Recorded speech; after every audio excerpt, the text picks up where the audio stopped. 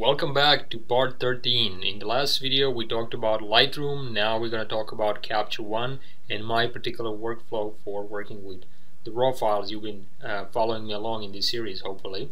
If you haven't, please leave a comment. If you want to get more of these kind of videos, please subscribe, give me a thumbs up, share it with your friends. And by the way, my name is Krunoslav Stifter and welcome to my YouTube channel. Now let's get started. We have a lot to cover in this video. So what exactly is Capture One? Well, Capture One Pro 8, the one we're going to be using, is a professional RAW converter and it's developed by a company called Phase One. And it's of course the main competitor to Adobe's Lightroom, the one we covered in the last video. And one program is not necessarily better in every way than the other. There are flaws in each and there are advantages in each. So let's take a look at some of the key benefits that you might find in one versus the other. So for example, why would you use Capture One over Adobe's Lightroom? And let's take a look. Let's take a closer look of three, in my opinion, key components that Capture One does pretty much better. One would be superior image quality, at least in some cases. Advanced tools for selective adjustment of skin tones, very useful, and probably it is the best software for tethered capture. And if you're in tethered capture workflow, you know, hooking up your camera with the computer and then shooting directly on the set. For that kind of work, probably Capture One is the best tool you might try to use. Whether you're assisting retoucher or a photographer having a assistant retoucher or something, this can be very useful. However, let's take a look. If you compare Capture One to Camera Raw and Lightroom, what is the difference? Well, they all three ultimately deliver the files to Photoshop where we want them for further editing. However, the main difference, I think, is that when you're exporting and working with Camera Raw, you have option to, of course, export the files, but you can't edit the layered files. You can't edit the raw files anymore. You can only do it in Photoshop as smart objects. In Capture One, you can export the files, but there is no smart objects, there is no going back. Once you export, that's it. And the biggest difference, in my opinion, which I showed you in the last video, with Lightroom you can have the most flexible workflow because you can go back from Photoshop to Lightroom and from Lightroom to Photoshop and vice versa and edit the raw files as well as edit after the fact and edit layered files. This is very unique to Lightroom but not to other programs. But enough about Lightroom. Let's talk about how Capture One processes the files. And there are basically two ways in which you can do this. One would be using catalogs and the other would be using sessions. So let's take a look what would be the difference between catalogs and sessions and why you might choose one over the other when using Capture One. So a catalog contains all the information needed for Capture One to find and display the images added to the catalog. This is very much the same as you would use Lightroom, and if you're coming from Lightroom, this is going to make a lot of sense. You have to import your images, you have to create a catalog, and this is where it gets a little bit different because the catalog can be just like in Lightroom on one location and all the images on another location. However, you can also store images within the catalog file itself, and this is something I wouldn't recommend because if the catalog file gets corrupted, there is a chance that you will also corrupt the files within it. So it is better to use it like Lightroom, catalog and images in separate places. Maybe not physically in different folders, but that they're not one file. Now Capture One 8 offers users the option to export and import catalogs, which is very useful. So the way I like to use it now is pretty much like I would Lightroom. Now I use Capture One the same way I would use in Lightroom. I create a new catalog for each of my projects and then I store it in the same folder physically where my images are located. This way I have everything in one place. I can offer it to other people, they can send it to me. It is pretty much the same thing as I showed you in the previous video when I showed you how I use catalogs for each project in Lightroom. This is the way I would use Capture One now, the same way. Alternatively, you can also use sessions. Now sessions enable you to store all your files as complete projects that include raw files, setting files, library files, output files, everything. And sessions are especially useful when you're shooting tethered because that's where the idea comes from, that you would have one session per one tethered shooting. However, now with catalogs for each of the project, for me it makes more sense to use catalogs for each project rather than using sessions, because what I find with sessions a bit kind of cumbersome is that, in my opinion, sessions can be messy and tend to create more folders than I would like. Catalogs, on the other hand, tend to rely on pretty much the same approach as Lightroom does, so this makes it simpler than using sessions, at least for me it does, and it's more consistent way to use Lightroom or Capture One in my own workflow, because now they're very much the same in the way I process the files. Alright, let's get started. Now, first thing you will notice that my interface might look different than the default one and may in fact be different than yours. This is actually one of the potential strengths of Capture One. It allows you to customize your interface, to move around these panels. You can go to Workspace and then change various things. Choose between different workspaces just like you can in Lightroom. You can save your own, but you can also move around, create floating tools, so you can add all of these tools the way you want them to, and it allows a lot of adjustments. If you're coming from Lightroom, this might be slightly different and confusing, but just give it a try. It's pretty useful. Also, I will actually point you out in a direction where you can find more tutorials and resources on how to do this yourself and get more in-depth view. Otherwise, this video would be quite long. So let's get started.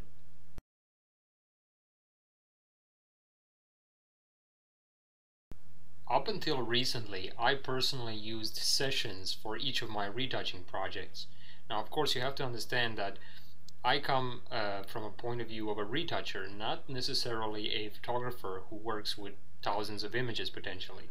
So sessions are like one small project designed to maintain everything within one folder where I keep all my raw files and all the adjustments and everything.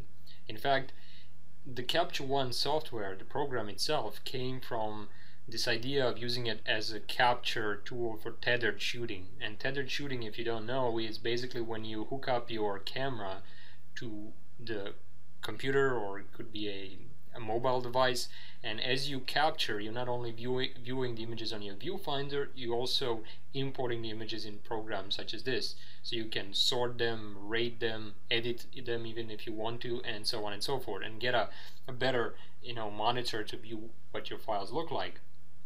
And this is still a very preferred program for many people who shoot tethered capture, whether it's in studios or you could be a retoucher working in a studio with a photographer, or a photographer who has a retoucher as an assistant, and so on and so forth. So let's see how they work. Okay, you would go to File, and then you can choose between New Session and New Catalog, and if you hover your mouse you will get a brief description, as you can see. So let's create a session, New Session, and here I will have several options. I can call this session anywhere I want. Let's call this Test Session, and let's put it in a folder I already prepared, and you can put it anywhere you want. I typically like to put it where my raw images are. However, you can also let Capture One copy the files from wherever they are and drag them into that session. Now here's where things happen which are useful for some. For me personally, they're not. You see, not only can you name the session and tell it where it is, there's also an option here which unfortunately you can deactivate, that you have to create a bunch of subfolders. So you have create subfolder, and then you can name it. This is the default name. Then you have another one for selects, for output, for trash, and so on. So even when you delete an image, it ends up being moved in a trash folder. And you have these folders which you can only name, but you can deactivate really. For me, this is a bit annoying because I don't want a bunch of folders. I just want one folder with everything inside. So for me, I now use catalogs for each of the projects. But if you're into tethered capture, or if you're used to using sessions, then this is another way you can work, right?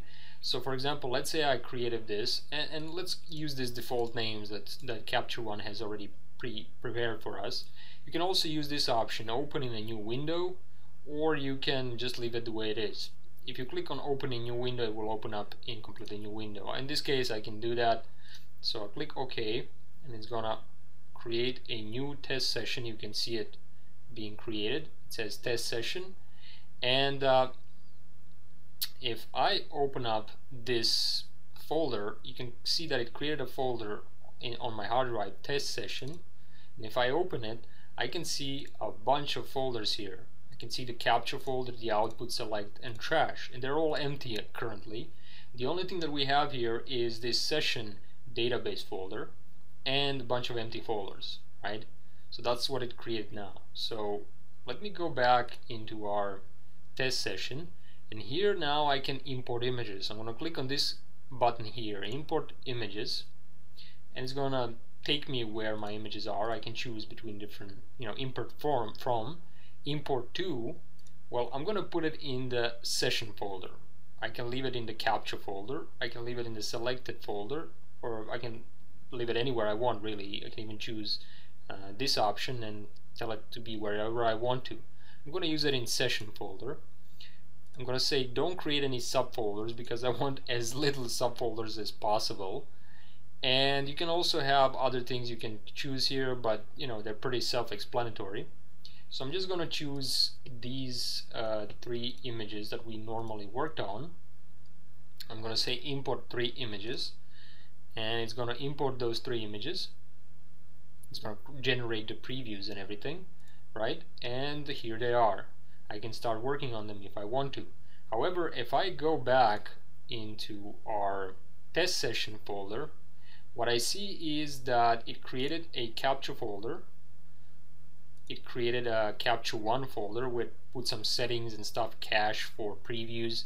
Output is empty, selects is empty, trash is empty, and test folder, because I said don't create any subfolders, don't move anything, right? It has copied the images for wherever they were on my hard drive into this capture 1 test session.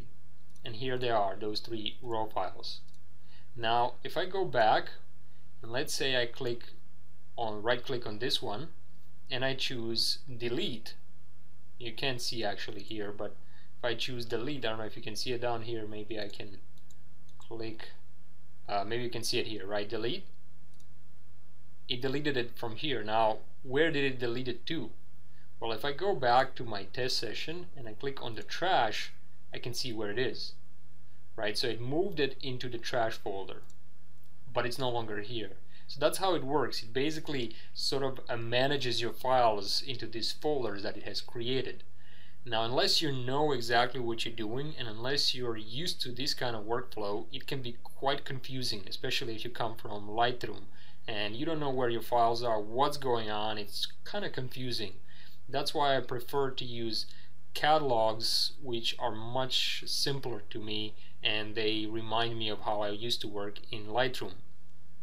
But if you want to work with this, or if you're shooting tethered, this is also a nice way to work. Don't get me wrong. It's just a different philosophy, I guess.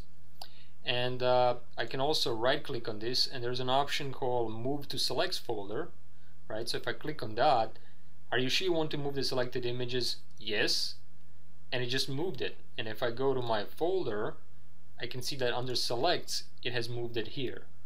But it creates these subfolders with all this stuff, and it's just a messy way to work, in my opinion. Just kind of, I don't like this personally, but that's my personal taste. You're gonna have to decide whether or not you like this and it makes sense to you. If you're a veteran user of Capture One, this might be completely normal. To me, it's just a bit confusing. I mean, it's not so confusing, I can understand what it does, but it's a bit messy for my own taste. I prefer to keep it all in one other place. So instead of continuing to work, I'm gonna, for this particular video of ours, I'm gonna use catalog for this particular project rather than sessions. But if I wanted to, I could also use sessions, and that's what I wanted to show you. However, before we go into using catalogs, here, just like in your well, just you have here you have like filters and stuff. You can choose session folders, right? And you can choose capture folder. You can choose trash folder from here, right? And you can choose what are you going to do with this, and so on and so forth. So you can use Capture One almost as a file browser now, but in some somewhat limiting way. And unless you know exactly what's going on in your images, it can be a bit, scary for the first time because you don't know what's going on in the background. So just so you know, you're gonna have to experiment a bit, and as I already showed you, I'm gonna point you out in the direction where you can learn more. However, there's also one other thing I wanted to say before we continue, and that is that here, of course, you would use, just like you would in Camera Raw, you would have like these tabs with a bunch of stuff you can do. Well, at the end, you can output this, process these files, and then you can, which is basically like exporting the files from Lightroom, and you can also choose output location, and you can choose where you want to output it. Sometimes when I first started using the program, I didn't know where it outputted it to, so it outputted it to some God knows where location. That's why I would choose, point you out that you can choose here where you want it point out. And here I want it in my maybe output or just test session root folder, just so you know. So let's now move on to the other way we can work, and that is using catalogs. Alright, so we talked about sessions. Now let's talk about catalogs. Catalogs are very similar to what you would have with a catalog in Lightroom. However, there are different strategies, just like in Lightroom. You can use one catalog for all of your images. You can use catalog per project, which is what I would be using. And you can also import your images inside the catalog and have it all in one place. However, this is a bit dangerous because if the catalog goes corrupt, so will probably your images as well. It's a bit risky. Now, as far as using one catalog for all of your images, I haven't tested it with thousands and thousands of images. I am a retoucher, not a photographer, but I have heard stories that it's not as bug-free as Lightroom catalogs, and not as reliable, because I think that Lightroom had catalogs since the beginning, since version 1, and Capture One had, I think, sessions only, and then they introduced catalogs later, playing a bit of catch-up with Lightroom. And when they did, they probably just didn't iron out all the bugs and everything. You're gonna have to kind of pay attention to that and test it. What we will be doing is creating a catalog for our one project. So I'll go to File, and this time I'm gonna choose New Catalog instead of New Session. And here, let's call it Test Catalog in the location I want.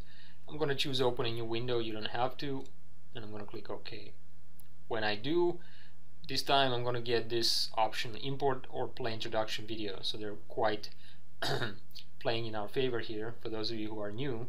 Now if I go back to Bridge, I can see that it did create Test Catalog. It has created, again, a database. It has created originals, which is empty. Cache, this is where previews and thumbnails and everything will go. Adjustments, this is where all our adjustments would go.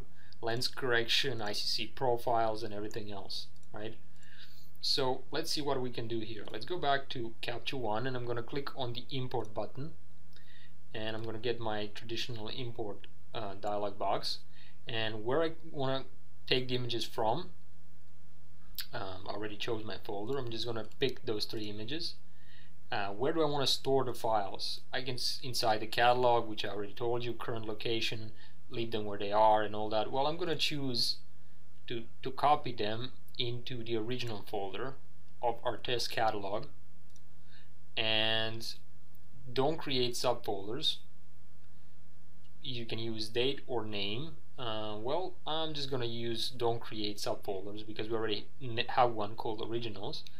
And here you have also other things like metadata and things like that, but that's all self-explanatory. For now, I'll just choose this, and I'm going to click Import 3 images, and it's going to import the images.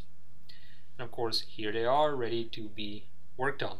However, if we go back to our Bridge to see what's going on, if I open up Test Catalog, now inside of Originals, I have my 3 images. And this is our adjustment, this is our cache, this is our original, which is kind of less confusing than a bunch of these files here. So that's one of the reasons I like catalogs. And here we have our database, which then if I were to send this folder, test catalog, just like I would a test session, folder, I can send this to somebody else or they can send it to me. And as long as I have Capture One installed, I can just click on this and it will open up and I can start working. And the same is true here. If I, in the test session, click on this, I can start working. So that way everything is pretty much contained within one place. Alright, now if I go back to Capture One, these files now, of course, we're going to work in a just like we would with Lightroom or anything else, non-destructively, and with raw files. Meaning that by non-destructive I mean that our adjustments will be saved independently of the file itself. They're just going to be combined once we export the file, just like we have a situation in Lightroom. Alright, let's get started on working on these images.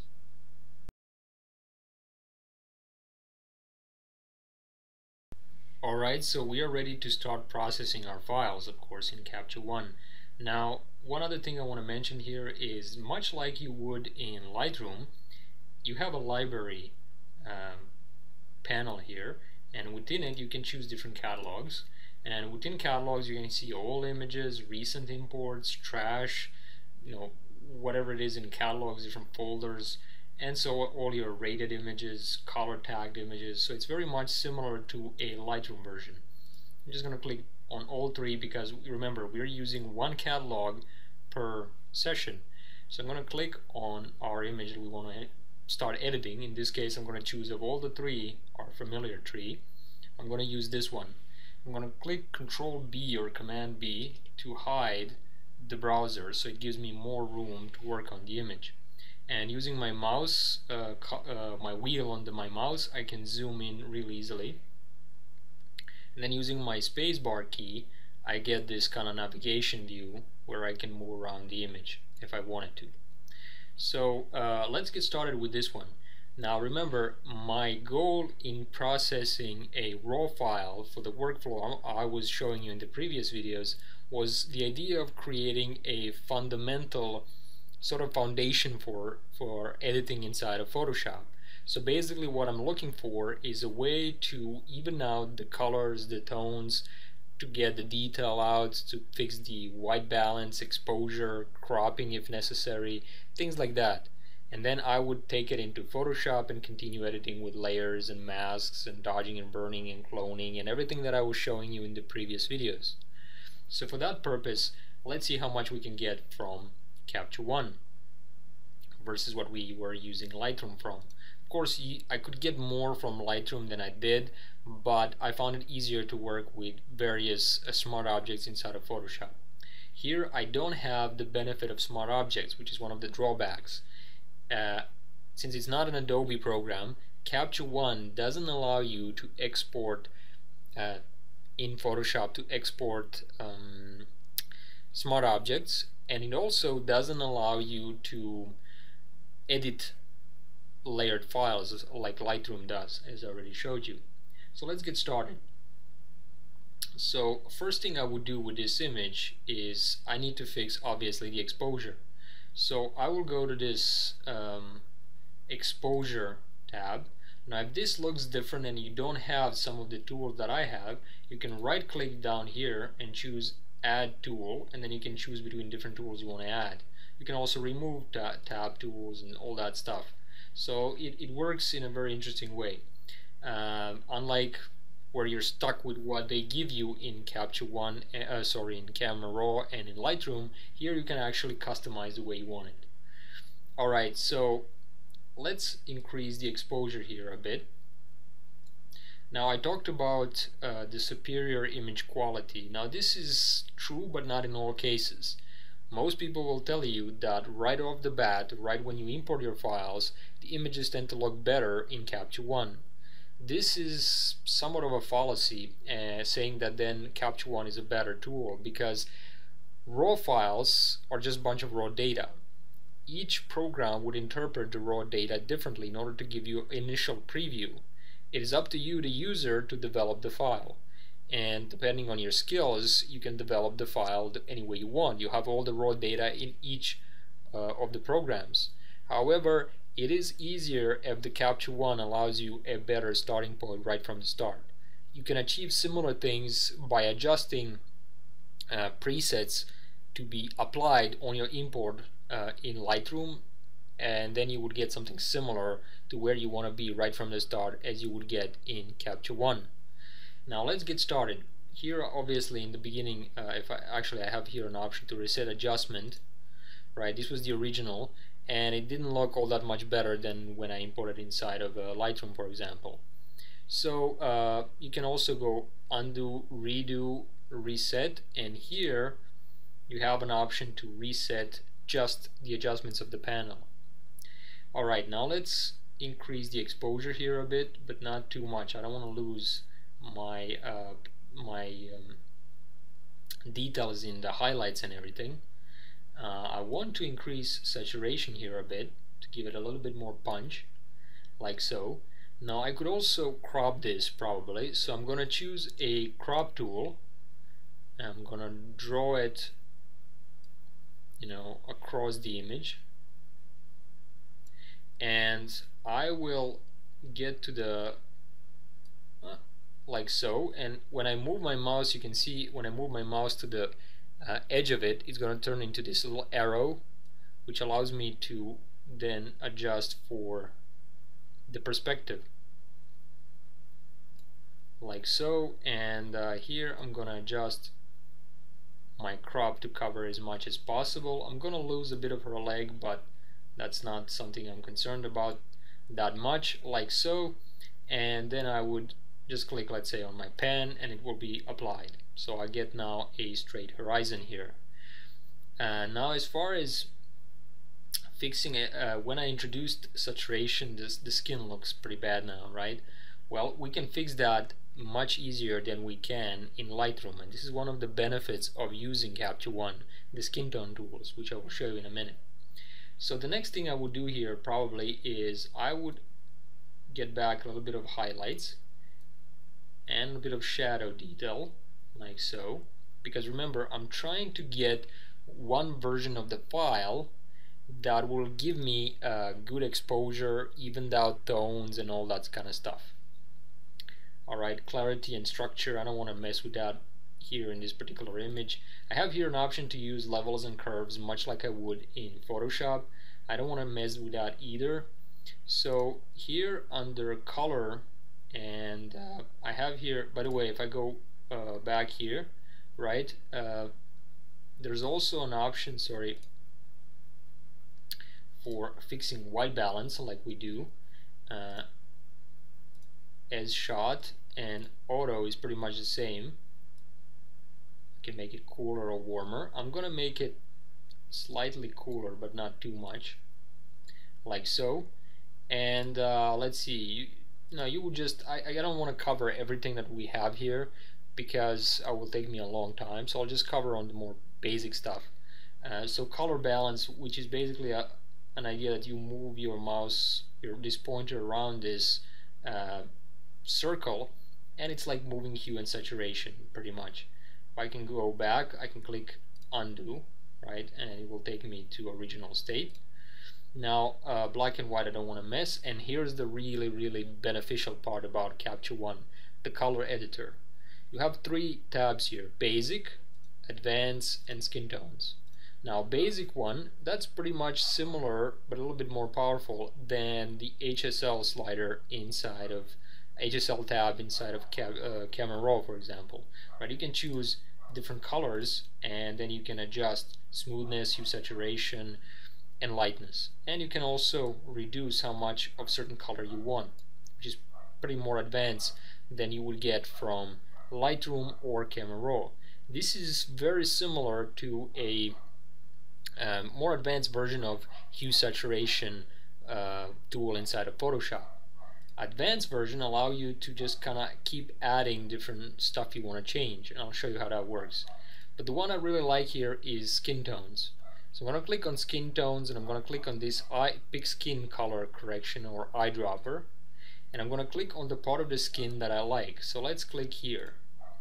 It's going to select on this color wheel, it's going to select the skin tones based on my eyedropper. It's going to give me an idea. I can see even view selected color range, and I can see that it selected all the skin tones and a little bit of sand. I don't like the sand part that it selected, but it did select all the skin tones. Now the thing with images that are of similar color as skin tones, like blonde hair, similar type background as the color of the skin, this tool doesn't work as well. So you're gonna have to use Photoshop tools and masking, but here it can work pretty well. And this is one of my best options here, uniformity slider. I'm gonna pull that all the way to the right, and in this case what it's gonna do, as you can see, it evened out all the stuff that looked the same. So all the color of him and her are now pretty much the same.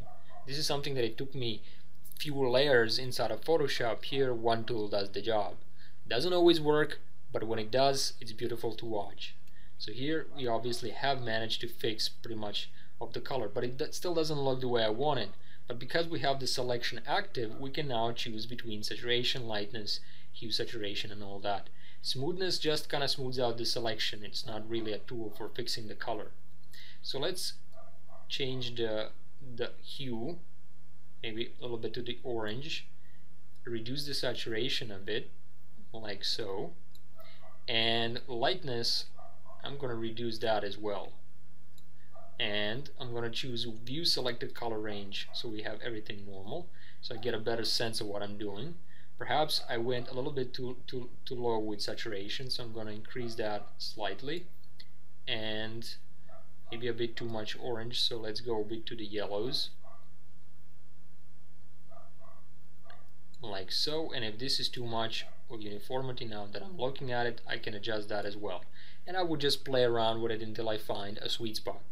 But as you can see, it does a pretty good job. Now this is not the finished version of the image, of course. What it will do, will prepare it better for Photoshop work, where in Lightroom and somewhere it was easier to do it with few raw conversions, and particularly because it allows me to use smart objects. Here I don't have to do that. I can use one slider, which is very good. Like I said, it doesn't always work because after all it did select a bit of sand, and unfortunately I didn't want sand to be selected. Now how do I go back to see what's going on?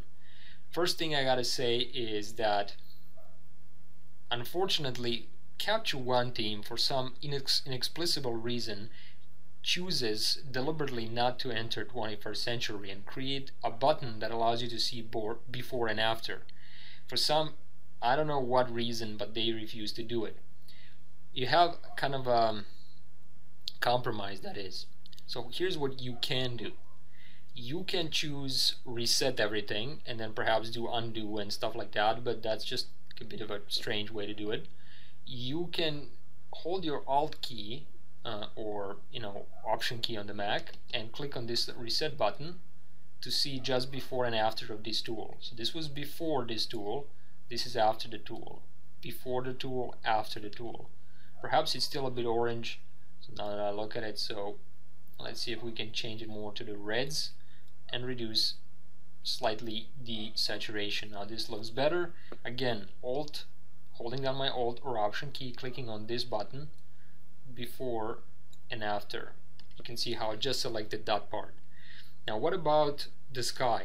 Well, let's go to Advanced, choose the eyedropper again, and I'm going to click on the sky. It's going to select that part, and it's beautiful because I so much love this that it gives you a preview on the color wheel. And again, I have some similar sliders here, so I'm going to reduce the lightness a bit, introduce the saturation slightly, and maybe change the rotation to make it more turquoise color, and smoothness. Okay, that just smooths out the selections. Okay, that's fine. What about the sand? Because we have indeed, if I go before and after again, we have changed the color of the sand from a bit more yellowish to a bit more neutral or more magenta. Maybe I don't want that, so how do I fix that? Well, in this case I would use another tool. I would use a brush tool, so I can actually draw here. This is something you can do, of course, inside of Lightroom as well, but I would click on that tool and I would now click local adjustments here, so I can create multiple local adjustments, and I'm just gonna paint over this area down here where the sand is somewhat loosely, and then I can adjust just the sand, and that's going to allow me to basically correct the fact that by changing the skin, which was very similar in color to the sand, I have also affected the sand, perhaps more than I wanted to. So if you have that kind of situation, you can use this tool sometimes to correct it. Now that I have selected this area, I'm going to go to white balance and maybe add a bit more yellow to it. And under exposure, perhaps I can also introduce a bit more contrast. And yeah, of course, we also can introduce sharpening or structure here if I wanted to make it, how should I say, more texture. If I wanted to get more texture or something, I could change that as well. So this is how I would perhaps not changing here white balance. Maybe there is a better way to change the color by going to color editor. Sorry, I can't use it here. Okay, well then I'll just use white balance and add a bit more yellow, and there we go. So that's how I would adjust it. And let's talk about sharpening. So if I go to this option here, details, as you already know, I'm going to zoom in here to about 100%, and let's actually, I think I went too far. This is 100%. Now here I can choose to reduce the sharpening, and as you remember, I talked about why I reduce sharpening before I enter Photoshop, because most of the images are pretty sharp already, but I don't need all that precise texture, because if I have that, I would have to spend a lot of time fixing it. This way I don't have to as much. And the same could be said for noise reduction. I'm going to reduce that because I don't want to Capture One to reduce any noise for me. And that's it. There's also spot removal options and stuff like that, but in this case I'll think it would be an easier job to do it inside of Photoshop. And that's pretty much it. I don't know if I should do something else. And let's see, what else could we try to do here? I'll go to my curves and see if I can maybe play around with curves, maybe add a touch of contrast here.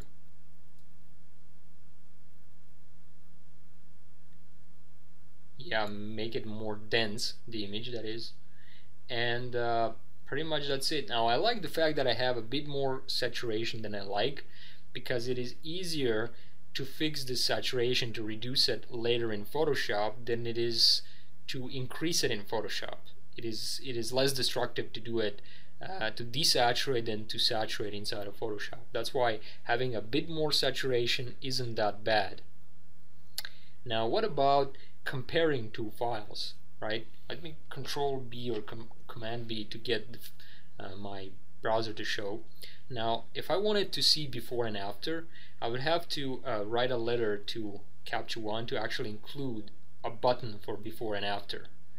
They have forgotten that, and for some reason they don't want to include it. So you have to do this really cumbersome step, which is really annoying. What you have to do is you have to right click on this and you can create a new variant. And what variant is, it is pretty much similar to a virtual copy inside of Lightroom. In other words, it doesn't copy the actual file. What it does, it just copies the instructions inside of Capture One interface on how to display the file. And as you can see, now we can actually compare the files before and after, or you can select both of them and go in this option, multi-view, and then Control B to hide the panel. But it's still a very kind of awkward way to see. I can't see one beneath the other for some reason, right? I can only go like this. So it's just a bunch of other steps that I don't really want to do, and I have to. And this is how pretty much I would prepare the file. Now it's all that it's left is to export it in Photoshop and continue working. So let's check that out. Alright, so we have should I say, developed our file. Now it's time to convert it or process it and start working in Photoshop on this file. So how do we do that? Well, I'll go to this tab, Output, under Process Recipes.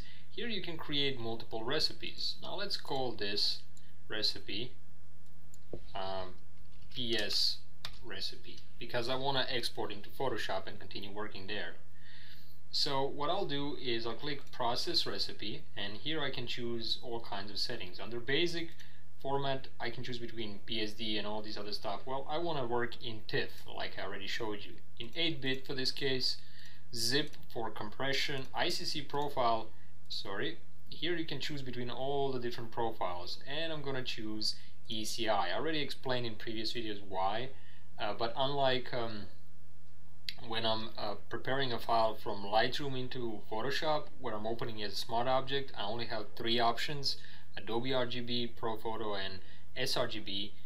Until I am exporting, actually, like I do here, I don't have all the other options. Since I can use smart objects with Capture One, I have to process the file basically. So I'm going to use that. Now, Open With, this is a beautiful thing because I can actually choose which program is going to open it. I'm going to choose Open with Photoshop. Now, when it comes to, I can also choose on the file, root folder, where I want to keep it, right? Select folder. I want to keep it here. I'm going to put it in my test catalog, and I'm going to use it here on the test catalog for root. Adjustments, I'm going to disable sharpening. I can actually disable sharpening here, but I already did that. Metadata, okay, that's fine. Watermark, none, right? Output naming, alright, I'm okay with the original name. Output location, please choose. Store files, well, I want to keep them here in the test catalog as well. Process summary, PC recipe and all that, blah blah blah blah blah. Okay, I'm done. Let's click Process Recipe. No recipe enabled. I have to make sure that it's checked. Have checked my file, the one I want to export, and I'm going to click now Process, and it's going to process this file. As you can see, it's processing, and once it's done, it should open it up inside of Photoshop. Of course, it's going to allow me to keep the embedded profile, which is alright. Okay, and there we go. Now if I wanted to click File, Save As, it's going to already show me where do I want to save it, and I do want to save it here. But let's click Cancel. Let's go to our bridge, and you can see that it already saved it here as a TIFF file, which is exactly what I wanted. So I would now, where's my Photoshop? Alright, so now as you can see, the downside is that I don't have any smart objects option or anything like that. So basically I just have my file the way it is now, and now I would have to just keep working on this file as I normally would. Now if I wanted to have another raw conversion of this, then I would have to go to here. I would click on this file, I would create a new variant, and then I would change something. Now let's say I want to change exposure here, or maybe I want to reset this curves. Actually, I can either create everything from scratch, which is maybe not what I want. So let me delete that. I actually want to delete the selected variant. Will be removed from the image of all the collections, but it won't of course delete the file because it's only a virtual copy. What I will do instead is there is an option here, clone variant, right? And when I do this, it should create exact clone, which is what I really wanted. Then I'm going to click on this option, reset curves. Let's say this is an adjusted version, and let's say I want to reduce the exposure, so I'm going to double click on this handle, and let's say this is for my background version. Well, I would do the same thing, select that one, go back to our recipes and click Process. And it's going to process this one as well,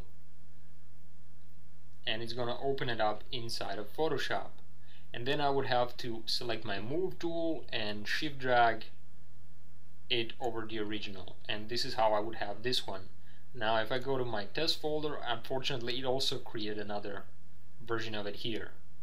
So as you can see, it's not as easy as working with Lightroom when it comes to Photoshop compatibility. It is a great tool if you want to just process your files and continue working, but if you want to work with multiple files and use Photoshop and other programs, it doesn't get along well. Capture One doesn't get along well with other programs, as we see here. So I would then have to delete this one, and go here and maybe delete this one as well, in order to have just one file with 2 layers of different versions. But the way things are. And then I would, of course, or I could just have one file that I managed somehow to get it to the right place where I want it to, right from Capture One. And then I can start to continue working as I normally would inside of Photoshop. Alright, so once I am done with my exporting of the file inside of Photoshop, let's say I would have one background copy or Capture One, whatever I would name it, doesn't matter. And let's assume that I have got to a point where I'm satisfied with the foundation for further editing. If I had that, then I would just continue to apply cleanup and dodge and burn and color correction, and continue saving it in the same folder by going to File, Save As, and saving it in the test folder right under TIFF. And if I open up my bridge, it will be here, and of course my originals will be here in the original folder. If I were using sessions, the process will be very similar. However, they would have more, as you remember, more different folders and stuff, kind of confusing. But here it's pretty straightforward. Now, if I click on this at any point after I've closed Capture One, it will reopen, pick up the originals, apply the adjustments, have all the cache already prepared, and then I would also have my TIFF ready here as well. Now, unfortunately, unlike Lightroom and everything, once you got to this point, there's no going back. You can't maintain the link like you can in Lightroom with Capture One and Photoshop files. Capture One, as far as I know, doesn't support editing the layered files. So if I have a layered TIFF, for example, if I have a layered TIFF like I do here, I can import it back into Capture One, but it's going to create a new flattened version. It's not going to retain the editability of the layers, and it doesn't support smart objects as well, so it doesn't play along very well with others. So either, it's kind of like it's almost like playing chess. You know how people are good at openings, and they practice all these versions of openings, and then you get to an end game and they lose because they don't practice end game. And then there are people who only practice end game but not the openings. Well, that's kind of like the Lightroom versus Capture One in this particular workflow, right? Capture One is great at the beginning, probably better than Lightroom, but at the end it doesn't work as well. Well, Lightroom works much better once you go into Photoshop. Anyway, another thing that I want to mention here as well is that, of course, if you import the files, the raw files in Capture One, you edit them, you develop them, you export them, and you open them inside of Photoshop. From that moment on, Capture One is pretty much a history. You don't use it anymore. You use Photoshop from this moment on. But it is the price you pay if you want to get some of those stuff that Capture One is good at. For some it doesn't matter, for others it matters. It has a lot to do with what kind of a personal workflow you have, what are you comfortable with, and what are you more of an opening or end game type of a player. And also I want to mention that, I have presented you with a workflow, not the workflow. There are so many other ways to use Capture One and Photoshop and all the other things. So it really depends on how you want to use it. There are many versions of this workflow, and like always, adapt what you find useful, discard what you don't find useful, and add what is uniquely your own. And that's how it should be.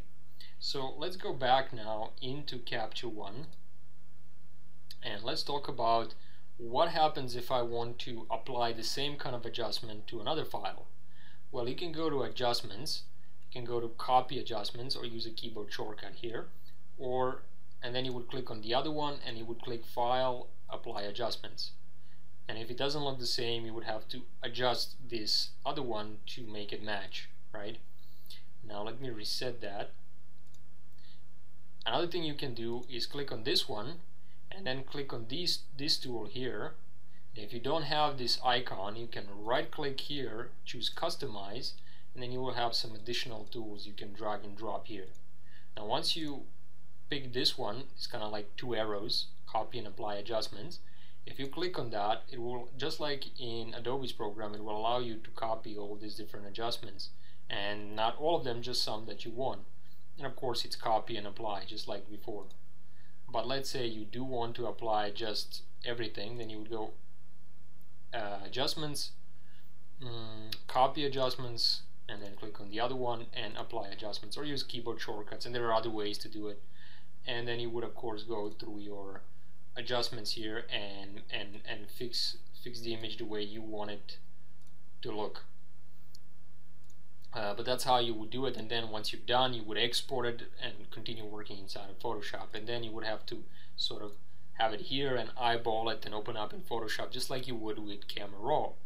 But if you saw me work with Lightroom in the previous video, you saw me do this in a much easier and more elegant way with the help of Lightroom. So that's where the end game pays off for Lightroom, where the beginning, the opening, is better for Capture One, I think. Again, this is my workflow. It's not for everybody. I mean, people have different needs, so you're gonna have to figure out what works for you. And also, I mean, there's another factor, and that's that there's more ways to get the same thing. So if you know something I don't, you can always comment, or make your own videos or whatever you want, because that's the beauty of these tools. It's not just one way to do it, it's more ways than one. We're coming to an end of this video. It's getting a bit longer, so I just want to point out a few other things.